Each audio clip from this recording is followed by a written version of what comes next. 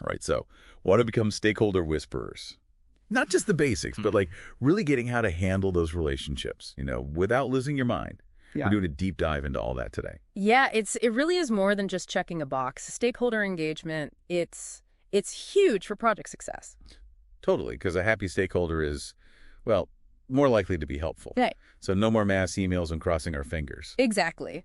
This source, it breaks down stakeholder engagement into like a strategic 4-step process. Okay. Analyze, categorize, engage, and validate. Okay, I'm liking this already, especially that last one, validate. Seems like we often skip that part. Yeah, it's essential though. Let's start at the beginning. Okay. Analysis. This is where we play detective. Okay. Figure out who your stakeholders are, what are they interested in, how much influence do they actually have. It's about really understanding their motivations and how this project, how does it impact their world? So more than just like getting business cards at a networking event.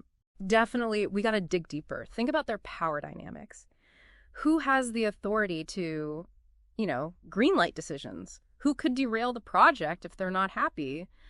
And how invested are they in the project succeeding? Makes sense. Yeah. So how do we wrangle all this information? I feel like I've seen a grid, something about power and interest. Ah, yes. The power interest grid. It's a great tool, for visualizing those stakeholder relationships. So picture a grid, 4 quadrants. Okay. You've got your high power, high interest stakeholders. These are your VIPs. Right. They need to be involved actively in making decisions. Right, because if they're not happy, no one's happy. Exactly. Then you have your high power, low interest stakeholders. These folks, they could impact the project, but their attention is elsewhere. So more like keeping them satisfied, not ignoring them, but not bombarding them with every little thing. You got it. And then low power, high interest stakeholders, passionate about the project. We want them on board, but they might not have, the same decision-making power. Keep them in the loop, make them feel heard, but their sign-off isn't make or break. Precisely. And last, our low power, low interest stakeholders. Okay. They might not seem as important, but we still got to keep them informed, even if it's just, high level updates. No, because even a little wave can rock the boat if you're not careful. Okay, so we've analyzed our stakeholders. We know who's who on our power interest grid. What's next? Now we got to categorize them further based on, their roles in this whole thing. And that's where the RASI matrix comes in. RASI, okay, that sounds kind of technical. Time for spreadsheets. Not quite. Think of it as a way to make roles and responsibilities crystal clear. Okay. RASI, it stands for responsible, accountable, consulted, informed. Okay. So for each task, each decision, we figure out who's actually doing it, who's accountable for the outcome, who needs to be consulted, and who are we just informing. Oh, this reminds me of a product launch I worked on. We had this stakeholder. They thought they were responsible for everything. Yeah. But according to the RASI matrix, they were actually just consulted. Yeah. If we had that clarity back then, it would save so many headaches. You got it. It brings structure, clarity to what could be, honestly, a messy process. Totally.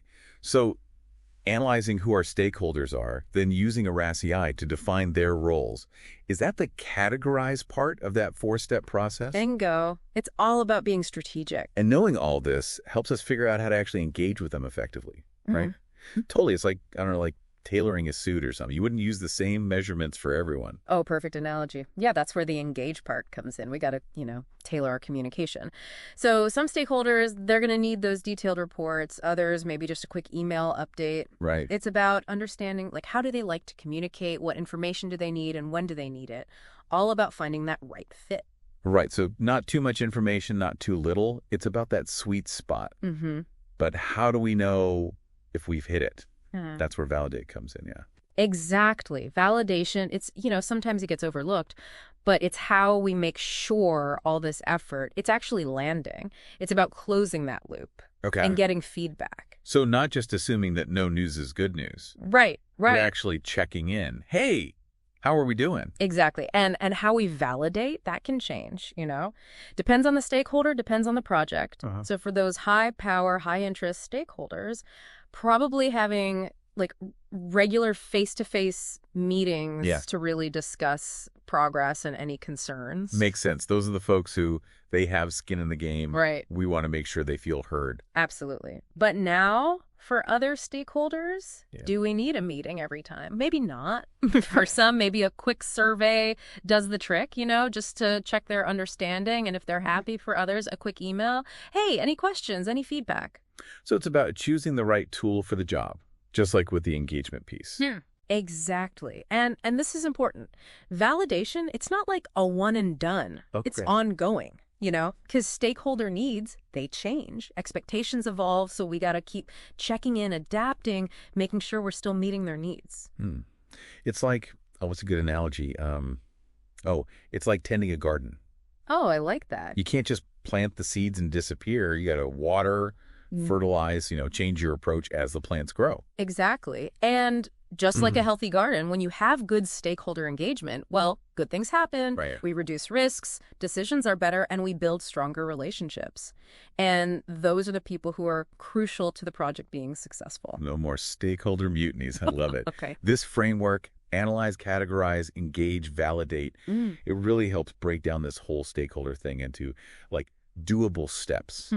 But before we wrap up, I have one final thought. Yeah. We've talked a lot about these, the formal stakeholder roles and using those tools, the grids and the matrices. But what about the stuff that's not on the spreadsheet? Oh, you mean like the unspoken dynamics? Exactly. Office politics, who's friends with who, those people that everyone listens to, even if they don't have a big title, the influencers.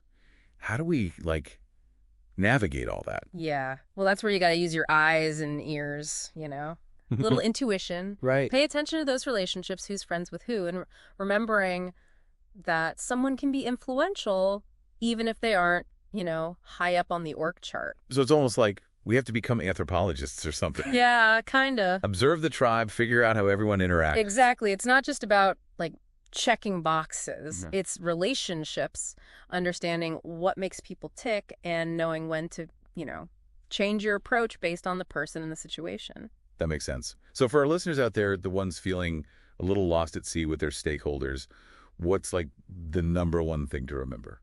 I'd say start with empathy. Really put yourself in their shoes. What are their goals? What are they worried about? What's important to them? Once you understand where they're coming from, then you can tailor your approach to actually meet their needs. And that's how you build those strong relationships. Empathy. It's like our compass. Exactly. This has been so helpful. I feel way more ready to deal with, my own stakeholder stuff now. That's great to hear. And remember, this stakeholder engagement thing, it's a journey, not a destination. It takes time, it takes effort. You got to be willing to adjust as you go.